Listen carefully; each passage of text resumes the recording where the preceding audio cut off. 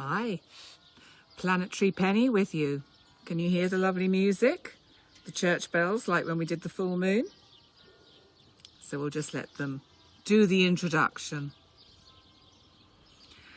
And I hope you are all well tonight, and quite a bit to tell you about this new moon tonight in Gemini. First of all, Gemini, as you know, is the sign of the twins. And it's one of the few star signs that doesn't actually have an animal to describe what it's about, to describe its symbolism. Also, it's an air sign. So we have to think about the quality of air, because air, you know, fire, you can feel the heat. So if it was a fire new moon, we'd feel the heat of it. If it was a water new moon, we would be able to plunge ourselves into it. If it was an earthy new moon, we could really kind of ground ourselves with it. But this is an air new moon. And air is kind of, you cannot touch it. You can feel it if you go through it at speed, but you cannot kind of contain it. So, an interesting element for tonight's new moon. So the new moon actually went new about 20 minutes ago. And whether we'll actually see it, I have no idea. And whether we will be enjoyed and entertained by next door's farmyard animals, who knows? We can but hope that we are entertained by them. Now, this new moons are about new beginnings and new seeds growing. So I'm going to do the serious bit first, because even though one might think that a new moon is about setting things in place, and because it's the twins, it could be about communicating with your significant other, your loved one, even friendships, improving relationships with communication. And we've had to do a lot of that, in a sense, via the airwaves with our current situation.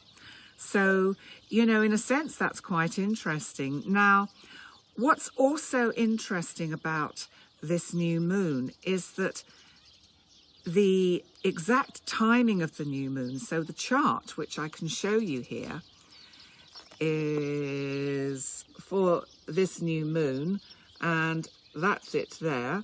But the ascendant for this point in time of actually 1938 Central European times, according to Valletta, is Scorpio.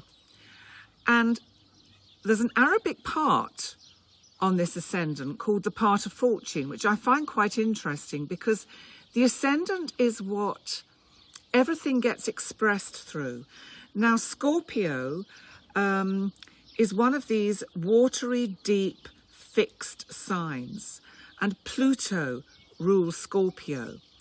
And that's why when I started looking at the astrology of this new moon, I began to think, this is actually quite interesting, because if we just take these 2 points here, so we have the new moon, and it's occurring in the 7th house, which is the house of the significant other, in this particular chart for this moment in time, then I think the fact that the new moon is about, in some ways, relating and about communication, because remember, Mercury rules Gemini, so it's actually about communicating, but I think it's about communicating with the self, and it's about developing a much better understanding with you. So about you going within to you, because Pluto, that rules the ascendant of this new moon, wants us to go down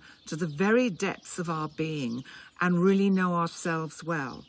And if we think about how the situation we find ourselves in at the moment with the lockdown, and the fact that some of that is beginning to change in most countries, that is changing and lifting, and people are tentatively going out.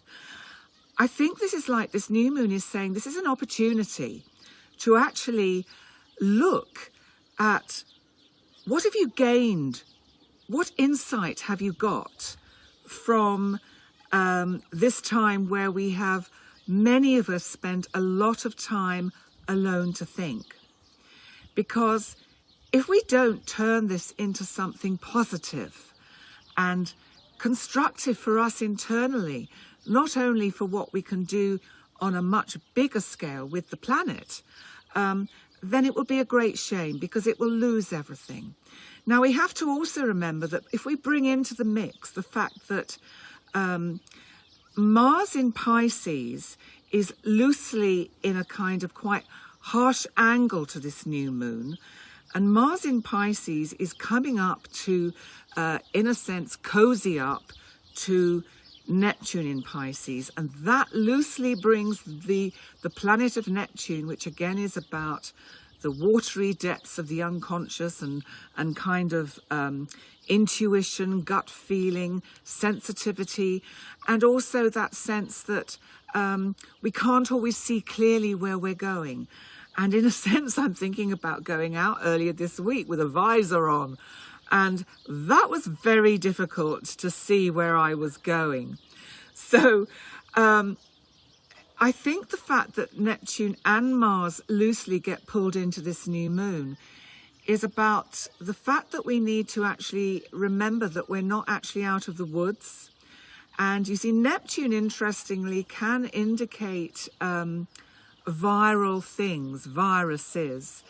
And the fact that it's in Pisces, which keeps it kind of hidden. And this is very much, I think, what we've all been discovering about the current COVID-19 situation, is that it could get us anywhere at any time. And so this new moon is also asking us to be mindful, and bearing in mind that we also have, at the time of this new moon, a conjunction between transiting Mercury and transiting Venus at 20 degrees of Gemini. Now, this is really super interesting, because Venus has stationed to go retrograde, so she is actually in her retrograde phase. Now, Venus actually is about attracting and relationship.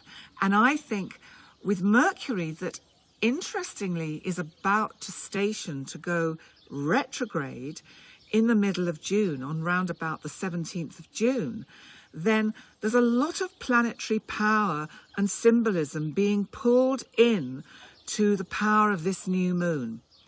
So let's just try and unpack this a bit further.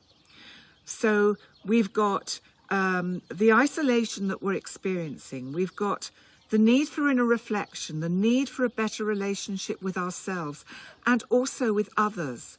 And because it's an air sign, it's about communicating across the airwaves. So it is about trying to make the most of these opportunities we have to connect with people in a very, very interesting way. And, you know, are we feeling the effects of the moon? Or any of you out there feeling the effects of this new moon? Because, you know, moon activity can be very powerful.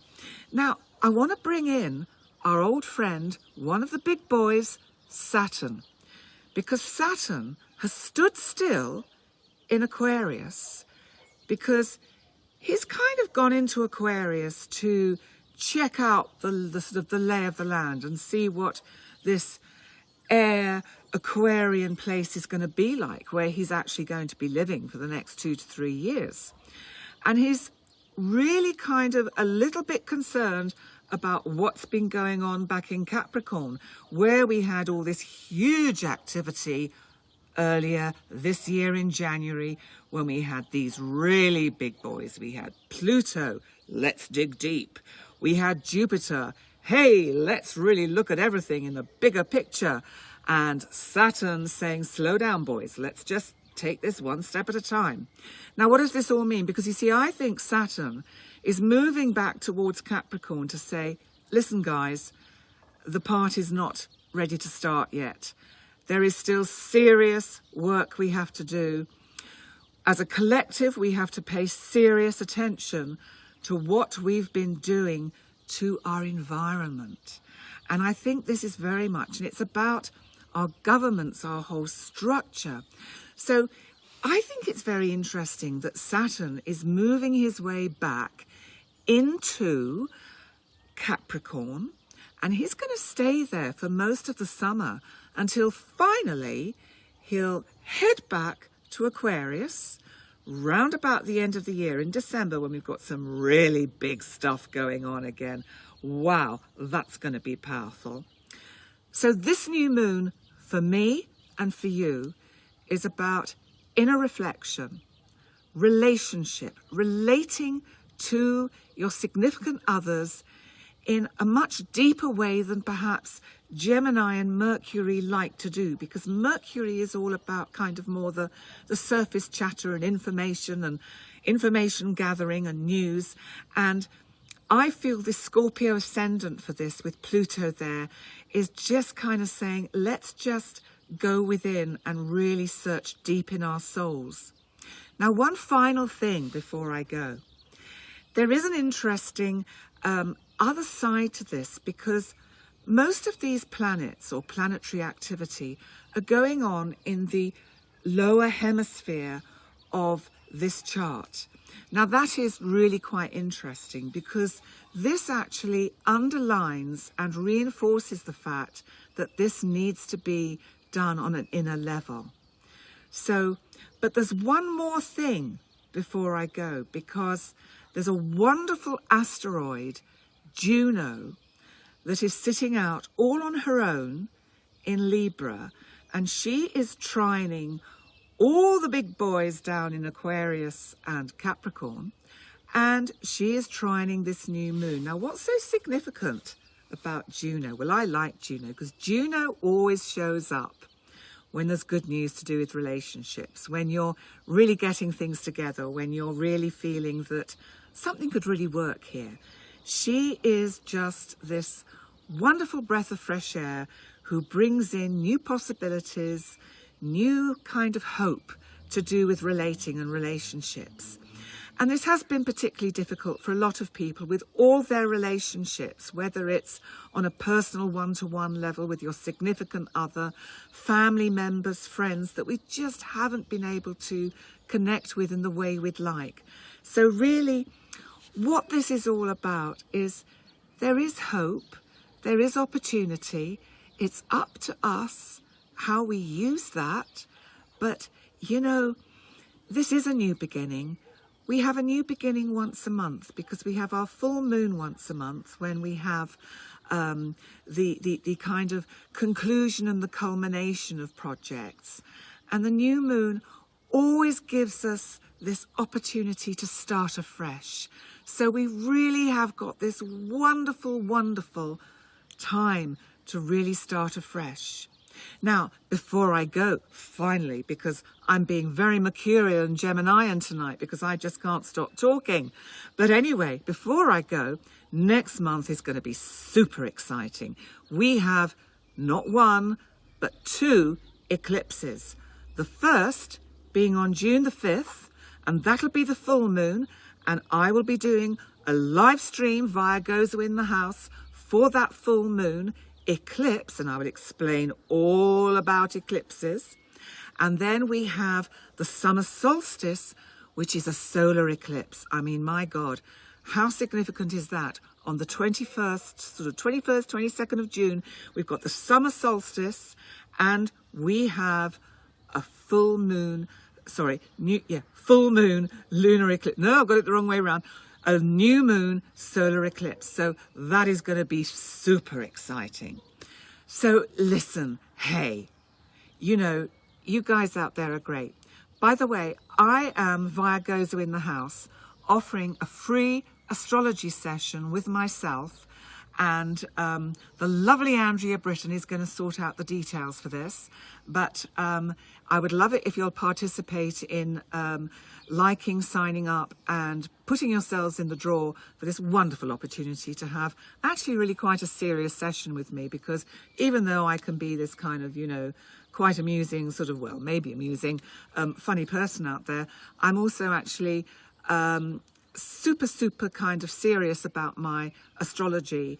And believe me, to be able to say most of the things that I've said tonight, you have to have a hell of a lot of experience because, and I've been studying this subject for over 30 years, and it's only recently I've found the confidence to come out and actually start talking about it, because it is a vast subject, really kind of, you know, just huge. So thank you so much for all coming to see me. I can see Susan Steele there. Hi, Susie.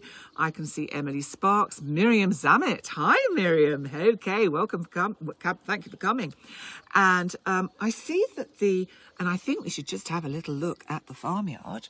So here's the farmyard over here, but it's probably a bit dark, so we can't see it. And no new moon, I don't think. Well, it is there somewhere, but it's just probably not visible yet. But anyway, guys, you've been terrific. Thank you so much. And I will see you on June the 5th, if not before. Oh, yes, that's the other thing, because I'm actually working on recorded videos now for... Hey, Kathy, hi! I hope the kittens are doing well. I'm now working on my monthly videos, which are going to be for the month of June for each star sign, but they'll be recorded and they will be available to see via Facebook and YouTube. So, okay, well, there we go. So, wishing you an absolutely blessed new moon. And let me just get that up. Hang on, we've gone all droopy. It's gone like that, but never mind. That's fine. Okay, so thank you, guys. You're great. Thanks a lot. See you soon. Bye for now.